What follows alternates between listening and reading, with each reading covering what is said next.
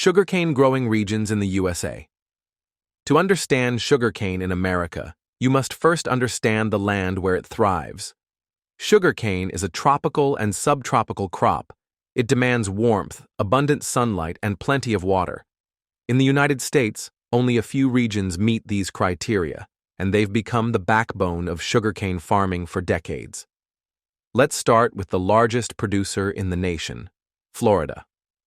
Florida, the sweet giant. In southern Florida, particularly in the Everglades agricultural area near Lake Okeechobee, sugarcane is king.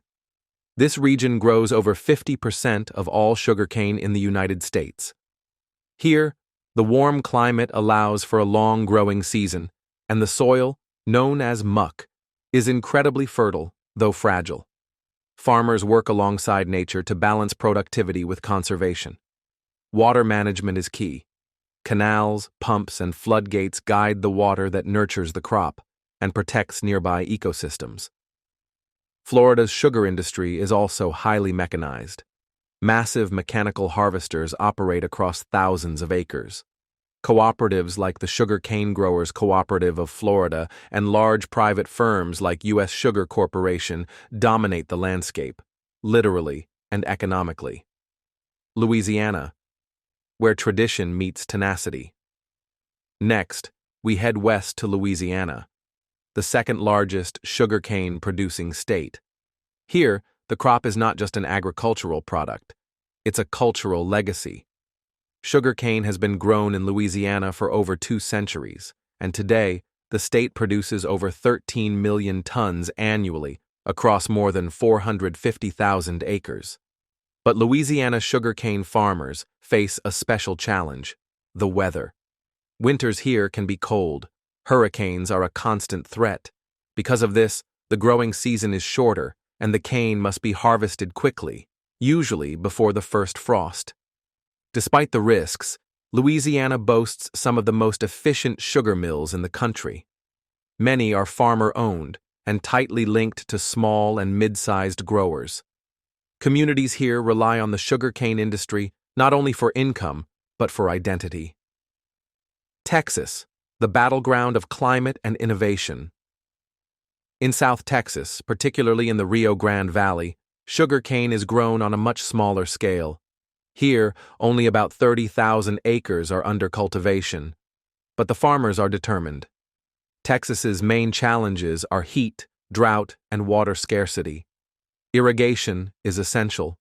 Without it, cane simply cannot survive in the semi-arid climate. Farmers use furrow irrigation and increasingly drip systems to make the most of every drop. Because of environmental stress, yields here tend to be lower, and sugarcane must be harvested with precision. Yet the region persists, thanks to dedicated growers and local processing mills that make sugar production viable. Hawaii, a legacy in decline. And finally, we come to Hawaii, once a global symbol of sugarcane success. For more than a century, Hawaiian sugar plantations fed global markets. Companies like C&H Sugar made their fortunes here. But times changed. Due to high labor costs, environmental pressures, and global competition, Hawaii's sugar industry has almost entirely shut down. In 2016, the last commercial sugarcane plantation on Maui closed its doors. Today, sugarcane is no longer grown at commercial scale in Hawaii, but the legacy remains in the form of cultural landmarks, museums, and old mill towns. These 4 regions, Florida, Louisiana, Texas, and Hawaii, represent the full spectrum of sugarcane's journey in America. From industrial scale to family farms, from innovation to decline, each region tells a part of the story. And in the next section, we'll go deeper, to the very root of it all. Let's explore the varieties of sugarcane that are grown in the U.S. and what makes them thrive. 3. Sugarcane varieties in the USA. Not all sugarcane is created equal. In fact, there are dozens of varieties, each bred for specific climates, soil types, disease resistance, and sugar content. In the United States, the selection and development of sugarcane varieties is a science and a strategic advantage. So, what types of sugarcane are grown in America? Let's start with the foundation of modern U.S. varieties, the CP varieties. CP varieties, the Canal Point Legacy. The CP prefix stands for Canal Point, a research station in southern Florida jointly operated by the USDA, University of Florida, and the Florida Sugarcane League. Since the 1960s, CP varieties have formed the backbone of American sugarcane farming.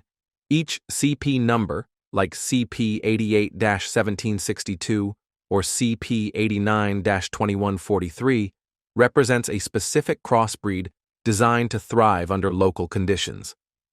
These varieties are developed through a rigorous process, crossbreeding parent plants with desirable traits, growing test plots over several years, measuring performance in terms of yield, sugar content, and resistance to diseases and pests, selecting only the most successful for commercial use. It takes 10 to 12 years to bring a new variety from trial to field, but the results are worth the wait. Varieties by region. Each sugarcane growing state uses varieties tailored to its environment. In Florida, dominant varieties include CP 96-1252, known for high sugar recovery and excellent disease resistance, CP 89-2143. Good yield, strong adaptability, CPCL 020926, a newer hybrid with good retuning ability. Florida's muck soils and long growing seasons allow for tall, juicy stalks with excellent tonnage. In Louisiana, popular varieties include Ho CP 96-540, bred at the USDA station in Houma. This variety is well adapted to shorter growing seasons and frost tolerance L01-299. Louisiana-specific breeding with good early season maturity, Ho CP 04838. One of the newer introductions with improved disease resistance. Because Louisiana faces colder winters and potential hurricanes, varieties must be both fast-maturing and sturdy. In Texas, cane varieties are often selected for drought and heat tolerance, such as CP 72-1210, a Texas-favored variety due to its ability to handle heat stress and irregular water. Experimental CP lines, tested annually at the Texas A&M Agri-Life Centers. The genetics of sweetness. Sugarcane is a complex crop genetically. It's a polyploid, meaning it has many sets of chromosomes, which makes breeding challenging but full of potential. Modern sugarcane varieties are bred not only for sugar yield, but also for ratoon ability, the ability to regrow after harvest, pest and disease resistance, lodging resistance, to prevent the cane from falling over in wind or rain, cold or drought tolerance, depending on the state. Scientists now use molecular breeding, marker-assisted selection, and biotech tools to accelerate the breeding process, shaving years off traditional methods. Varietal rotation and disease management. Even the best variety can fail if overused. That's why growers are encouraged to rotate varieties every few years. This helps prevent the buildup of pests and diseases, maintain long-term soil health, avoid resistance in common pathogens like smut, leaf scald, and red rot. Most farms use 3 to 4 different varieties at a time, spreading risk while maximizing performance. So while the sugar on your table may look the same, the cane it came from is part of a highly engineered system, one that balances biology, climate, and careful science. In the next section, we'll step into the farming calendar itself. When is sugarcane planted? How long does it take to grow? And what does a typical season look like? Let's explore the planting and harvesting seasons of sugarcane in the USA.